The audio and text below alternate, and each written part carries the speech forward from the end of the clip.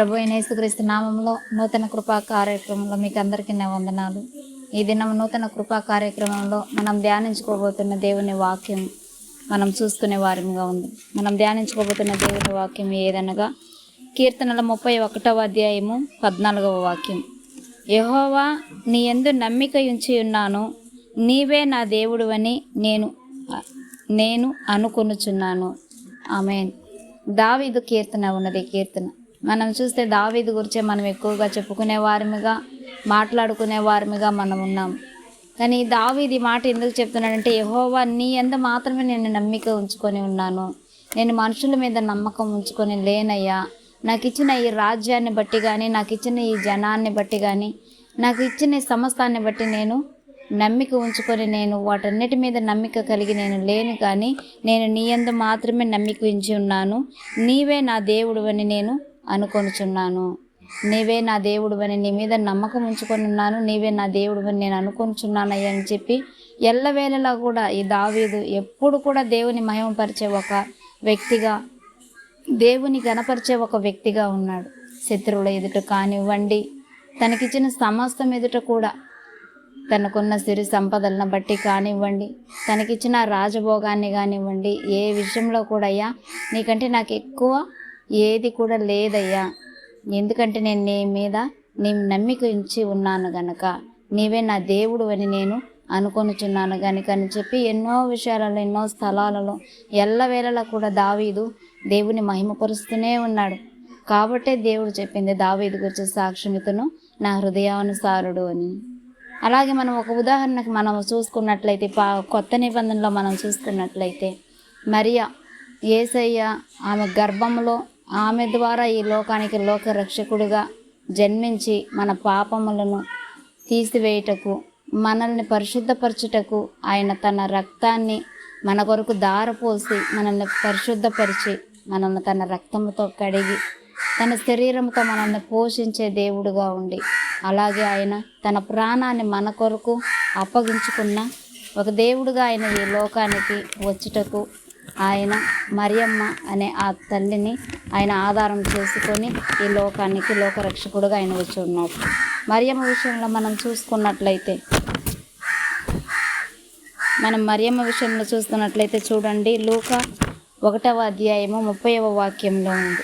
లూకా 1వ అధ్యాయము 30వ వాక్యంలో ఏముంది మనం చదువుకునే వారిగా, మనం ఒక 2 నిమిషాలు మనం చదువుకునే వారిగా ఉంది. స్తోత్రం స్వామి.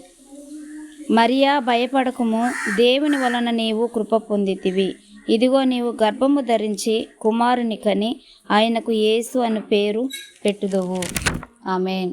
ఇక్కడ మనం చూసినట్లయితే గబ్రియేలు ఒక దూత మరియమ్మకు దర్శనంలో కనిపించి, ఆమె నీవు కృప పొందుకున్న దానవు, నీవు దేవుని ద్వారా ఆశీర్వదింపబడిన దానవని చెప్పినప్పుడు ఆమె తొందరపడి, ఈ దూత నాకు ఇలాగ చెప్తుంది ఏమిటి అని ఆమె భయపడుతున్న ఆ సమయంలో అక్కడ మరలా ఆ దూత ఆమెకి ప్రత్యక్షమై అక్కడికి ఆమెకి చెప్పిన ఒక మాట ఏమై ఉన్నది, మరియా నీవు భయపడకు, నీవు దేవుని వలన ఆశీర్వదింపబడిన దానవు, నీవు పరిశుద్ధాత్మ ద్వారా నీవు గర్భాన్ని ధరించుకుందువు, నీవు ఒక కుమారుణ్ణి కందువు, ఆయన ఈ లోకానికి రక్షకుడై ఆయన వచ్చి ఈ లోకాన్ని అంతటినీ కూడా ఆయన రక్షించే దేవుడుగా ఆయన ఈ లోకానికి వచ్చునని చెప్పి ఆమెకి ఆ దూత ఆ మాట చెప్పినది. ఆ దూత ఆ మాట చెప్పినప్పుడు ఆమెలో ఉన్న ఆ భయము ఆమె నోటి వెంట ఏ మాట రప్పించినది, నేను ఇంకను పురుషుడిని ఎరగని ఒక స్త్రీగా ఉన్నాను కదా, నేను ఎలా గర్భవతినవుతాను అని చెప్పి ఆమె మాట్లాడుతున్న ఆ సమయంలో పరిశుద్ధాత్మ ద్వారా నీవు గర్భం పొందుకుందామని చెప్పి ఆ దూత ఆమెతో మాట్లాడినది. అలాగే మనం చూసుకున్నట్లయితే అప్పుడు మరియమ్మ నమ్మిక మాత్రమే ఉంచినది. అక్కడ నాకు పరిశుద్ధాత్మ ద్వారా నేను గర్భవతిని అవుతానని నాకు దర్శనంలో ఒక దూత కనిపించి నాకు చెప్పాడు. అలాగే కృప పొందుకున్న దానివి, నీవు దయాప్రాప్తురాలువి, ఇవన్నీ కూడా ఆశీర్వదింపబడిన ఒక మాటలు. నాకు పరిశుద్ధాత్మ ద్వారా ఒక కుమారుడు జన్మించినని ఇవన్నీ కూడా నాకు దేవదూత దర్శనంలో కనిపించి నాకు చెప్పినది అని చెప్పి ఒక నమ్మిక మాత్రం ఆమె ఉంచుకొని ఉన్నది. ఆ నమ్మిక ఆమె ఉంచుకొని నీ యందు నేను చెప్తున్న ఈ మాట సారాంశం ఏమిటంటే, ఒక ఉదాహరణ. దేవుని మీద మనము నమ్మే వారిగా కాక విశ్వసించే వారిగా కూడా మనము ఉండాలి అనే ఒక మాటను బట్టి ఈ మాటలు మన మధ్యలో మనం చెప్పుకునే వారిగా ఉన్నాము. ఇక్కడ నీ యందు నమ్మిక ఉంచి ఉన్నాను, నీవే నా దేవుడు అని నేను నమ్ముచున్నాను, నీవే నా దేవుడు అని నేను అనుకొనుచున్నానని దావీదు చెప్పిన ఈ వాక్యాన్ని బట్టి మనం చూసుకున్నట్లయితే మరియమ్మ దేవుని మీద నమ్మిక ఉంచింది. తను ఆ దూత చెప్పిన ఆ దర్శనాన్ని బట్టి, ఆ దూత చెప్పిన ఆ మాటలను బట్టి ఇవన్నీ కూడా నాకు ఇలా జరగబోతున్నాయి, ఇలా జరుగుతుందని దూత చెప్పింది అని మాత్రమే ఆమె తొందరపడి ఆమె అన్నిటికీ కూడా అక్కడ అప్పటికప్పుడు వెంటనే ఆ దూతతో మాట్లాడి సమాధానము తీసుకునే ఒక స్త్రీగా ఉన్నది. కానీ ఆ నమ్మిక మాత్రమే ఆమె ఉంచింది. కానీ ఆమె విశ్వసించినట్లయితే ఆ దూత చెప్పిన మాటలకి దేనికి కూడా ఆమె తిరిగి ఆమె ప్రశ్నించే ఒక స్త్రీగా ఆమె ఉండకపోవచ్చు. అలాగే మనం మరి ఇంకొక విధంగా మనం చూసుకున్నట్లయితే ఎలిజబెత్ మరియమ్మ అలా ప్రశ్న మీద ప్రశ్న అడుగుతూ ఉండగా ఆ దూత అక్కడ ఏం చెప్పింది, కావాలంటే నీ బంధువైన ఎలిజబెత్ జకర్య ఉన్నారు కదా, వాళ్ళ దగ్గరకు వెళ్ళు, ఆమె కూడా గర్భవతిగా ఉన్నది, అది చూసైనా నీవు నేను చెప్పిన మాట యందు విశ్వాసం నీకు కలుగుతుందేమోనని దూత చెప్పిన సమయంలో ఆమె ఈ దూత చెప్పిన ఆ గబ్రియేలు దేవుని ద్వారా పంపింపబడిన ఆ దూత మాటల మీద ఆమెకి నమ్మిక మాత్రమే ఉన్నది, కానీ విశ్వాసం లేదు. కాబట్టి ఏంటంటే చూచుట వలన విశ్వాసం కలుగును అంటున్నారు కదా. అలాగే ఆమె ఎవరి దగ్గరికి వెళ్ళింది, వినుట వలన విశ్వాసం కలుగును అని అన్నది. కానీ ఆమె ఇక్కడ విన్నా కూడా ఆమెకి అవిశ్వాసంగానే ఉన్నది. ఆమె విన్నది కానీ ఆమె పూర్తిగా విశ్వసించలేకపోయింది. అప్పుడు అది గ్రహించిన ఆ దేవదూత, నీ బంధువైన ఎలిజబెత్ వద్దకు నువ్వు వెళ్ళినట్లయితే ఆమె కూడా గర్భవతిగా ఉన్నది, ఆమె కూడా ఇంతకాలం బిడ్డలు లేకుండా ఉన్నది కదా, ఆమెను చూసైనా నీవు ఇది నేను చెప్పేది నిజమని చెప్పి నీవు గ్రహించగలవేమో, ఆ స్థలంలోనికి వెళ్ళమని చెప్పినప్పుడు అక్కడ మనం చూసుకున్నట్లయితే జకర్య ఆయన మందిరంలో ధూపం వేసే ఒక వ్యక్తిగా ఉన్నాడు. దేవుని సన్నిధిలో ధూపం వేసే ఒక యాజకునిగా ఆయన ఉన్నాడు. అలా ఆయన ధూపం వేస్తూ ఉన్నప్పుడు దేవుడు దర్శనమిచ్చి నీకు ఒక కుమారుడు జన్మించునని చెప్పి ఆయన దర్శనమిచ్చినప్పుడు ఆ జకర్యాకు అక్కడ నోటి మాటలు రాకుండా ఆగిపోయాయి. ఆయన బయటికి వచ్చిన వెంటనే అందరూ కూడా ఆయనకి నోటి మాటలు రాలేదు, దేవుడు తన్ని దర్శించాడు అనినప్పుడు దేవుడు తప్పకుండా గొప్ప కార్యం ఏదో మాకు చేయబోతున్నాడని చెప్పి ఎలిజబెత్ అలాగే కాచుకొని ఉన్నది. ఆమె అలాగే కాచుకొని ఉన్నది కనుక ఆమె చూడకుండానే విశ్వసించింది. ఇక్కడ చూసి మరియమ్మ విశ్వసించలేదు, కానీ అక్కడ ఎలిజబెత్ చూడకుండానే విశ్వసించి, దేవా నీవే నా దేవుడు అని నేను నమ్మిక ఉంచి ఉన్నానయ్యా నీ మీదని చెప్పి ఆమె కాసుకొని ఉన్నందువల్ల ఆమె గర్భము ధరించినది. తర్వాత మరలా అక్కడ చూసినట్లయితే మరియమ్మ మరలా ఎలిజబెత్ను అక్కడికి వెళ్ళి దర్శించి అక్కడ చూసినప్పుడు ఎలిజబెత్ చెప్పిన మాట ఏమై ఉన్నది చూడండి. మనం అదే వాక్యం చూసుకున్నట్లయితే లూకా 1వ అధ్యాయము 42వ వాక్యము, స్త్రీలలో నీవు ఆశీర్వదింపబడిన దానవు, నీ గర్భఫలమును ఆశీర్వదింపబడును. హల్లెలూయా. అక్కడ మనం చూసినట్లయితే దేవుడు మరియమ్మ గర్భంలో ఉన్నాడని తెలిసి మరియమ్మ ఎంతోమందిని ఆశీర్వదించవలసిన ఒక గొప్ప తల్లి అయి ఉన్నది. కానీ ఆమె అవిశ్వాసాన్ని బట్టి, ఆమె అపనమ్మకాన్ని బట్టి ఆమె ఎవరి వద్ద ఆశీర్వదింపబడినది, ఎలిజబెత్ నోటి ద్వారా ఆమె ఆశీర్వదింపబడినది. నీవు ఆశీర్వదింపబడిన దానవు, నీ గర్భంలో ఉన్న బిడ్డ కూడా ఆశీర్వదింపబడిన బిడ్డ. ఈ మాట నువ్వు నమ్ము. నీవు అక్కడ దూత నీకు దర్శనమిచ్చి చెప్పిన నీవు నమ్మక, నన్ను చూసి నమ్ముటకు నీవు ఇంత దూరం వచ్చావు కదా, నీవు ఇంత దూరం రావాల్సిన ప్రయాసము వ్యర్థమేనమ్మా, ఇంత దూరం రావాల్సిన పని లేదు కదా. ఎందుకు? చూసి విశ్వసించిన వారికంటే చూడకుండా విశ్వసించిన వారు ధన్యులు. నీవు చూసినా విశ్వసించలేదు, కానీ నేను చూడకనే ఆయనే నా దేవుడని నేను నమ్మిక ఎంచున్నాను. కానీ ఆయన నీకు దర్శనమిచ్చి ఆయనే నీకు ఆయన బిడ్డగా పుడతాడని చెప్పినా కూడా నీవు నమ్మిక మాత్రం ఉంచావు, కానీ విశ్వసించలేకపోయావు. కాబట్టి ఏంటంటే నన్ను చూసైనా నీవు విశ్వసించు, నీకు ఒక కుమారుడు, ఆ కుమారుడు ఆమె ఎప్పుడైతే మరియమ్మ ఎలిజబెత్కు వందనాలు చెప్పినదో ఆ సమయంలో ఎలిజబెత్ తమ గర్భములో శిశువు గంతులేసిందంట.